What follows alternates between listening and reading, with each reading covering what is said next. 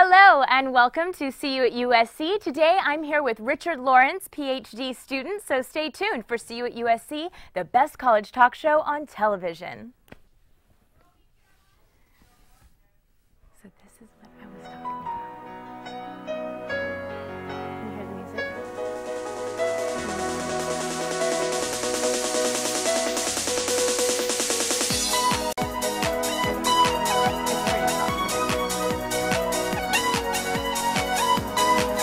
That's right.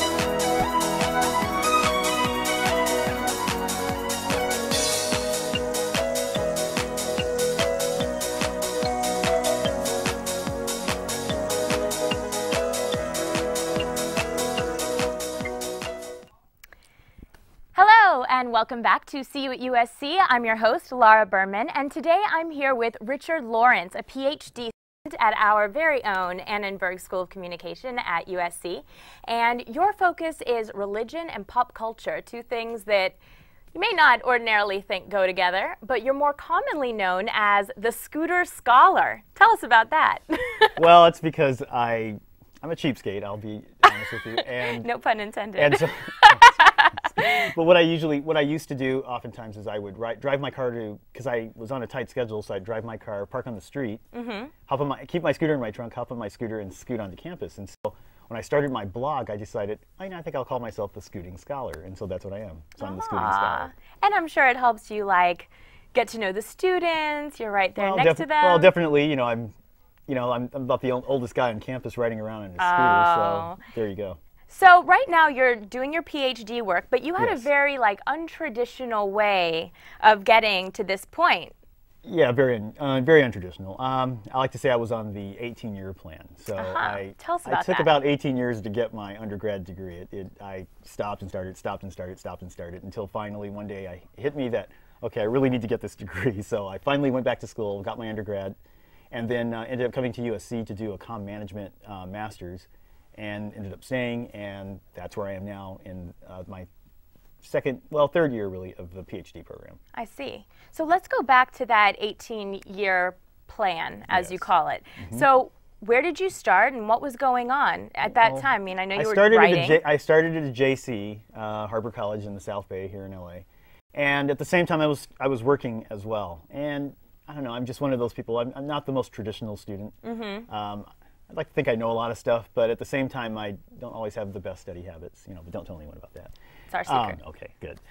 So, I was working, and then a few years later, I kind of decided, maybe I want to go into television writing. I'd always wanted to write. I'd taken a class once in college called TV Programming Symposium, and I always knew a lot about television. Even as a kid, there used to be a newspaper when I was growing up, the Herald Examiner, which was kind of the other LA paper.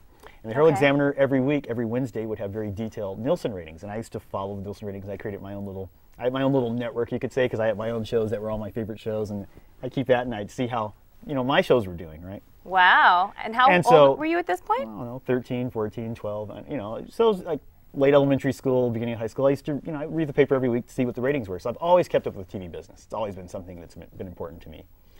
And so later on, I'd wanted to write, but I was kind of intimidated by the process. It seemed like, well, how could they pump out all those pages and all that dialogue and all?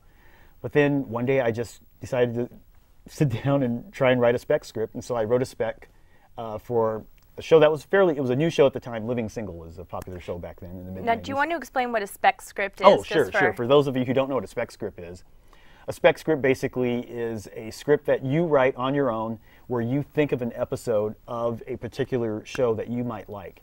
And the rule of thumb usually is that you write a spec script for a show that is not just popular, but critically acclaimed. So if it's popular, that's probably okay too, but you really want to show it's critically acclaimed, because that means it's a very good show. If it's critically acclaimed, it's a very good show. And so if you can write a good spec script for a very good show, that must mean that you're a pretty decent writer yourself.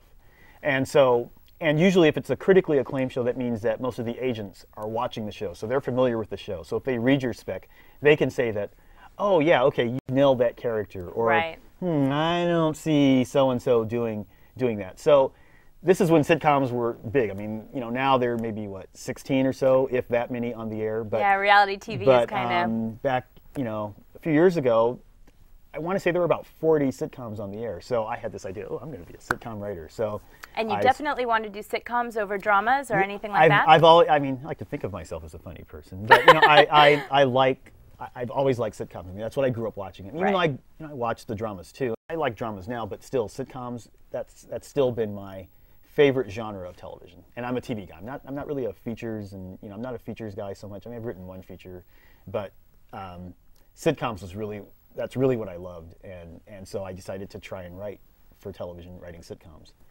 And so basically what happened is I wrote a spec, and I wrote another spec, and I took some classes through, you know, extension classes in writing for television and all. And then my closest I came to a big break was one day I was reading the Hollywood Reporter, because I would read the trades every day pretty much, and this was before they had an online presence really. So I read the trades, and I saw that show you might remember, Sister Sister. Sure, with Tia and Tamara. That's right. So Sister was on ABC, and it only lasted I think a year on ABC. But then a new network was born called the WB. Sure. And so when Sister moved over to the WB gave it a commitment of 44 episodes. And I thought, ooh, 44 episodes. Maybe I can get one assignment out of that. So I started calling. I knew the production company, so I started calling the office. And I would call like once a week or so. And it's like, so if I found out who the producer I would talk to, or executive producer, if I ever got a chance to talk to that person. And I kept calling the office, but I was always polite, you know. So I kept calling and you know, and so I get a meeting, and she's like, okay, yeah, let's come in, we'd like to talk to you.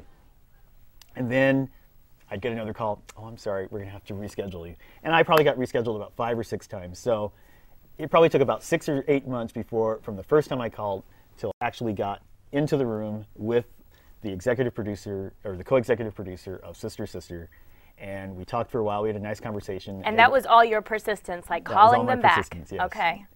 Still didn't lead anywhere, but I did get a meeting, though. Right. And I got a meeting, and she liked my spec, and she thought she might have something for me, but nothing ever came of it. And so that was my closest to a big break. The other thing that happened is, of course, when you are, the hard part really for any beginning writer, whether it's features, drama, television, well, features is probably a little different, but if it's for television, your sitcoms or drama, is usually you need to get an agent. And it's tough to get an agent if you don't have an assignment, because the agent's like, well, I don't know. What are you doing? Right. Yeah. And it's tough to get an assignment if you don't have an agent. So it's definitely a catch-22. So one of the best ways for a young writer to get in is writing as a writer's assistant. So if you can type, you know, if you know how to use, most of them use Final Draft now, I believe, is a script writing software. So if you can type and you're quick on your feet and all, that's one way of getting in. Okay. It can be tough to get one of those jobs, but if you can get in that way as a writing assistant, sometimes they might actually throw a freelance assignment your way. So that's one of the best ways to do it. Very interesting. So real fast, we have to take a break in a second, but what kind of shows did you were your inspiration, if you could just name a few? Oh, well, you know, some of the big ones of the time, Seinfeld, Sure. Frasier. I mean, those were probably the two big. News Radio is a show I still love. It was a great show. I'm so glad it's back on the air on TBS now. So I record that every day, and I'm collecting a bunch of episodes of that. I see. Those were probably some 3 of the best that were on the air at the time that I watched. So. All right. Well, we're going to hear a lot more about the ins and outs of the entertainment industry. So stay tuned for more CU USC, the best college talk show on television. That was good.